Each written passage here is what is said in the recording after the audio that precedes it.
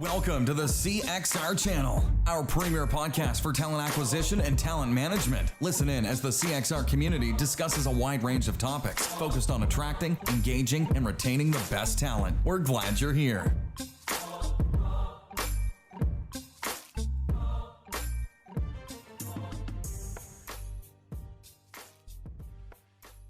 Watchers and listeners, welcome to the show. I'm Chris Hoy, president of CXR, and today's host for an edition of our podcast that we call eXpertease.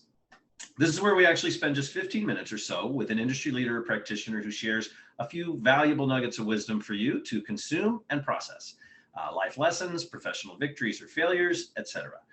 Something that they think that you, as a member of our community or a worker in our space, should most certainly be aware of. And if you haven't already heard the other segments that we do, we have segments called Have You Met? Moments That Matter, and Uncorked. Kind of feeling like my liver needs another uncorked session, so we should get one of those on the books. But either way, you can subscribe to all of these and more at cxr.org/podcast. And we're happy to say you can watch or listen to them nearly anywhere you already subscribe to your favorite shows. Now, today, as I mentioned, we're bringing you an eXpertease segment, and I'm happy to welcome to the show for the first time, and hopefully not the last, George LaRocque. George, it's great to have you on. Thanks for joining us. Thanks for having me. I'm excited to be here.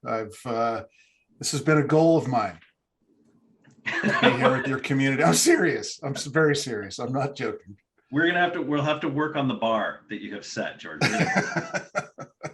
So George, I'm aware of who's in your community, so that's and I love all of you so as well. So I am excited to be here. Well, George, we love you too. And so for people who may not know George, give us sort of the escalator pitch. I like to ask for sort of a 30-second, 60-second sort of overview of who is George and why should the listeners care what George has to say. Well, I've been in the industry for about 30 years now.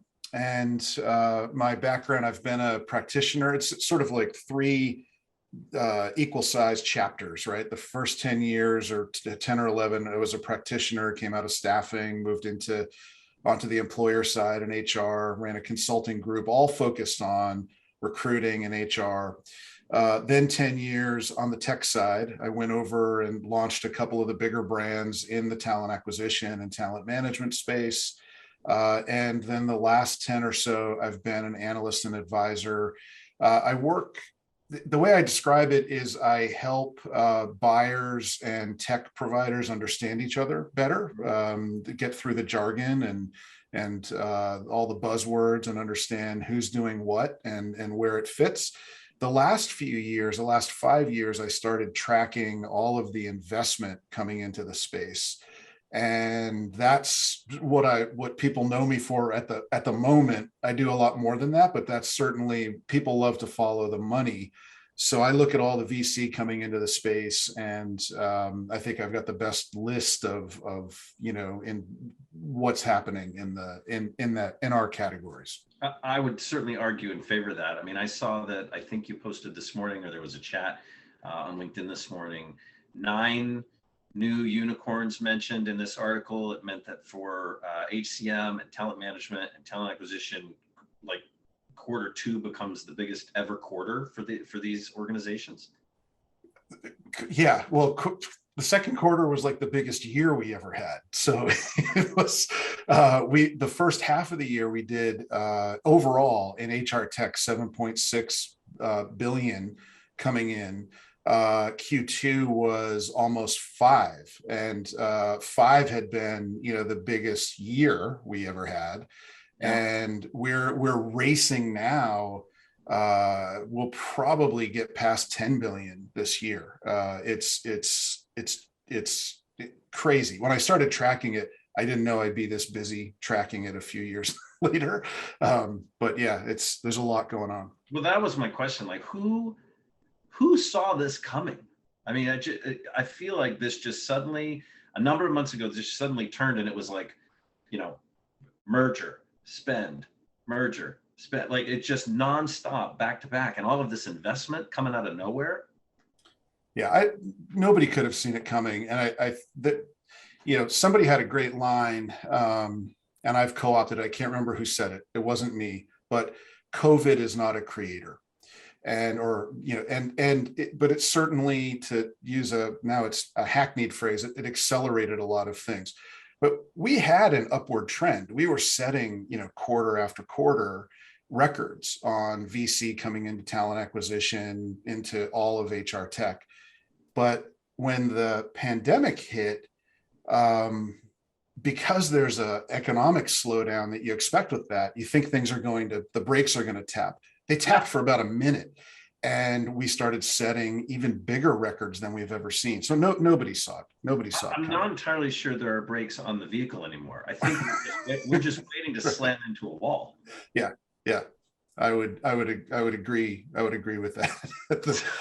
At some point, it's got to break, right? There's some.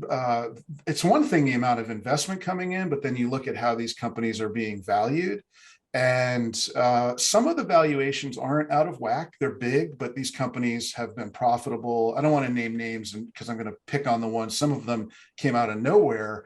They've got massive valuations. They're not profitable.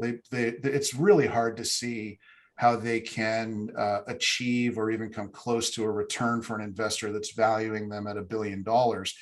That history tells us that in the next couple of years, we're probably going to see some implosions, and we'll probably see some go the way of, near and dear to my heart, go the way of like Brass Ring, where it was like, they never really got to where you thought they were going, but whatever happened to them, right? It's that they're still out there, but whatever. I'm having Brass Ring flashbacks, actually. Thanks for that. So look, George, if I'm an organization that's getting all of that investment, right, all of that money, I'm fast forwarding, right, or I'm doubling down on being innovative, right, what my future looks like. Mm-hmm. While at the same time, I guess there are people that are sort of market veterans, yep, that are trying to also do the same, to just hold on to customers, right? Or hold on to the people that they've got that are already loyal to them. So, I mean, do you have sort of a take on that and where that's headed? Or should we talk a little bit about why do I even care about that as a recruiting leader?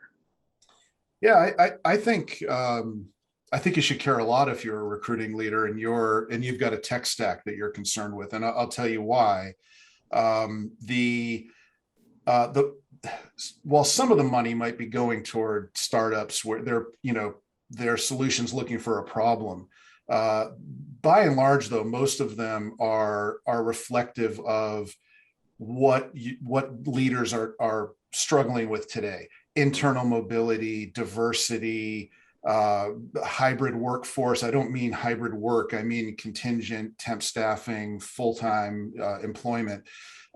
So to your point, we've got emerging technology, emerging vendors, startups, scale-ups coming into that space. Then we have incumbent market leaders who they're also investing in new technology. They're also acquiring some of these. I think it's important as a leader to keep an eye on what's coming down the path. It's also, if you're picking, let's say you're looking to do something new, there's an argument to be a bigger fish in a smaller pond with a vendor who's, if you know how to evaluate a startup and look at their burn rate for cash and look at their trajectory and their financials, and you feel good about them, there's an argument you can have a real impact on their product roadmap and what capabilities you use. So I think there are a lot of reasons there, but to your point, this is how the things get shuffled, right? The deck chairs get shuffled a lot. We see acquisitions will take place, and we're certainly seeing a lot of that now. Yeah, if you are an innovative TA leader, or if you're one of the TA leaders that loves to sort of dabble in the tech stack, right? Sort of put your own sort of Frankenstein's monster together. I think now, I agree with you. I think now would be an excellent time to get in somewhere where you can actually influence the direction. So instead of being on a committee or an advisory board of a dozen or so employers, you could now get in, get your hands dirty, and really, I don't know if it's going to be great for that organization, but really shape a product for your organization. Yeah, for sure. And that's the way it goes. In my background, there's right now the trend, they call it, product led. And what that's just, it's another way of being customer centric and putting the product out there and getting feedback from the customer. But early on, especially early on, you are just taking those the key customers' feedback and putting it right into the roadmap. So there's a lot of good that can come out of that. So give me one, because there's two quick things I want to talk about before we get off. Okay. Give me one thing, if I'm ahead of talent, Yeah. and I'm really interested in bringing in some new technology, but technology I can really influence. What would be one flag I would look for that says, this is perhaps an organization that's going to be a little more receptive to me getting my hands dirty and sort of driving the change? I would say that it's